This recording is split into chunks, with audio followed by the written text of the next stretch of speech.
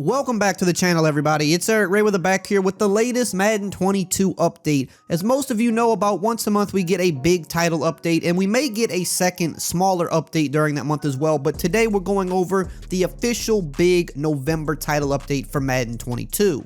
Now, this update is addressing a lot of things with gameplay, a lot of good things by the looks of it, but as we all know, we always have to test these updates out because, especially lately, they've been really breaking the game in other ways, but it looks like this update is addressing some of those things that were broken with previous updates, and they're also addressing some new things that have really needed to be addressed for a long time. There's also some stuff for franchise and other modes like that, so we're going to get right into it. If you are new to the channel, however, and you don't want to miss out on future updates, make sure to subscribe and turn the bell icon on so that you never miss any of the news when it goes live. So first, we're going to start with some of the smaller stuff, and then we'll work our way into the gameplay and franchise mode stuff. Now, they did some authenticity updates, which they've been doing with most of the title updates lately. One of the main things they did was they removed the Las Vegas Raiders coach John Gruden, as he is no longer the coach in real life, so they updated the likeness there. It's probably going to be a generic coach. The reason why it's probably not going to be the interim coach is because they likely don't have the rights to that coach's likeness, because I believe with the head coaches, they're mostly all a part of the coaches union, so EA kind of licensed that whole union as one, so they have the likeness to put all of those coaches in the game, outside of Bill Belichick, because he's actually not a part of that union. So with the other coaches in the game, they don't have the rights to their likeness, I believe, so you're probably going to see a generic coach for the Raiders going forward. They also did some updates with the Steelers end zone art. I guess it wasn't matching up to what they use in real life now, so they made an update there. They also made multiple helmet and chin strap placement updates because there were issues there, and they also updated players who have changed their helmets. Now let's get into the gameplay updates. They have some really big fixes for gameplay here, some that have been asked for a long time, and some things that have just been kind of bugging people for most of the year that are finally addressed. So we're going to cover those right now. It says here that they fixed multiple issues with Cover 3 that, you know, they tried to fix previously, but they still didn't really fix it too well. So here's like their second shot at it. We'll see if it works this time. I'm hearing from other people who have played the game and tested it a little bit that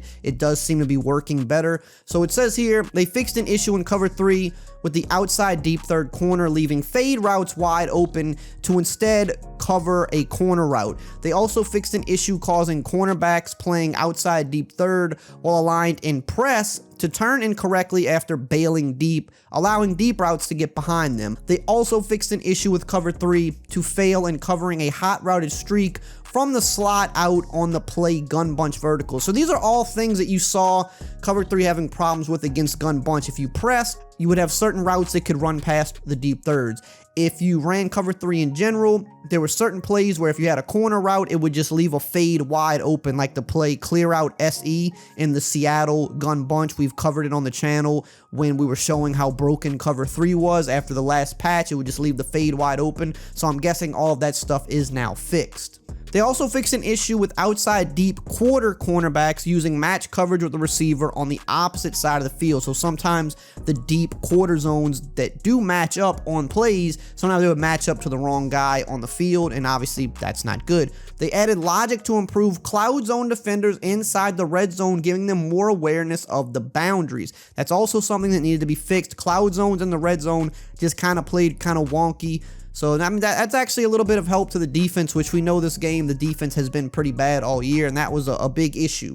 They also fixed an issue causing coverage assignments to sometimes flip when the offense would audible to a deep pass and snap quickly. That was another big issue that had been going around a lot lately, and they finally seem to have addressed that as well. They fixed an issue causing Cover 4 defenders to sometimes not run to the catch point versus deep routes while transitioning into a match zone assignment. They also fixed an issue causing the slot cornerback to align on the wrong side of the field in nickel normal Cover 3 with the auto flip setting toggled on. That was another big issue I'd been seeing quite a bit. They also fixed an issue causing the deep mid safety to align incorrectly versus bunch formations. They also fixed an issue allowing defenders to obstruct receivers from running their routes after getting beat on a route cut, leaving the receiver unable to effectively avoid.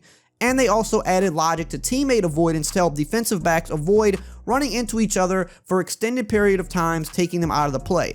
All good fixes here, especially some of these ones where, you know, you're seeing a lot of things as it pertains to gun bunch. There's a reason gun bunch is always the most popular formation in the game. It has the best plays, it has really good spacing concepts, but defenses just struggle to align correctly versus it, to play the right routes versus the alignment of the formation, and a lot of the stuff that has been addressed in this update seems to be kind of geared towards that. But we haven't even gotten into the biggest part yet, which is coming up right here. The biggest thing, something we've been waiting for multiple years here. They removed the user-controlled ability to release the tight end on a delay fade hot route. And they even put a note next to this because that's how big this one is. It says, you will still be able to hot route your tight end to a delay fade, but you will no longer have control over when the tight end releases. You'll now see the tight end on the delay fade, pass set, fake the block, and then release into the route after a short duration of time. Now, the reason this has been such an issue over the past couple of years, ever since it was introduced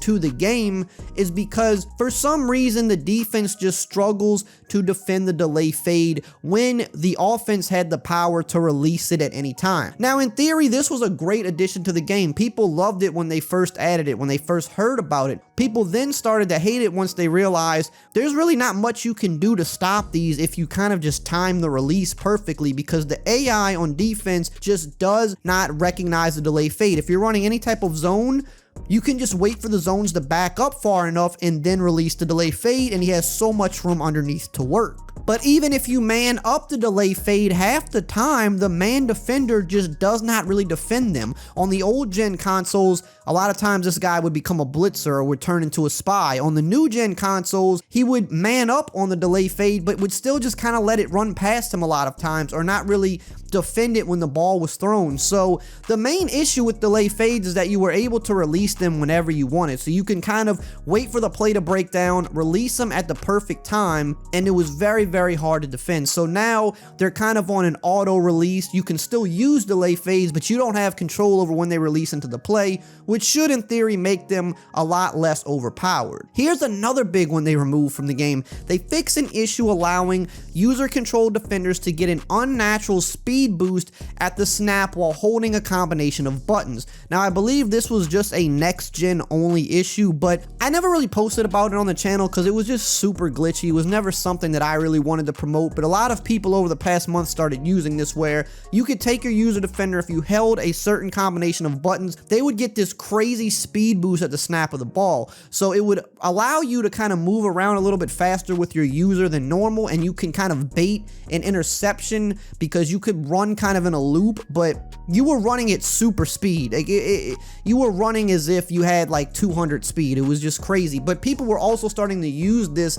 as a way to manually blitz, and it was really hard for the offensive line to react because you could literally run through the offensive line. You could run through the A gap or around the outside so quick. I mean, it was like you were Sonic the Hedgehog, like nothing could even respond to you. It was so fast. So glad to see that they've removed that from the game. That was a big issue. They've also removed pump fakes during RPO alert, bubble screen handoff, which was allowing the QB to have a scramble exploit. I feel like they already fixed this on the last update, but there may have been some other RPO plays where it was still possible to do this, so maybe that's what they did. They kind of removed those. They also removed user control block and release routes for tight ends. Block and release routes will now be released via a varied timer, kind of similar to the delay fade. They also did some tuning to increase non-engaged pass rush moves by the AI pass rushers on all Madden and all pro difficulty levels. They did some tuning to the AI play calling to make CPU controlled teams less predictable on fourth down and in the fourth quarter when trailing. So this is more so for maybe like the franchise player. They also did some tuning to the AI clock management when in overtime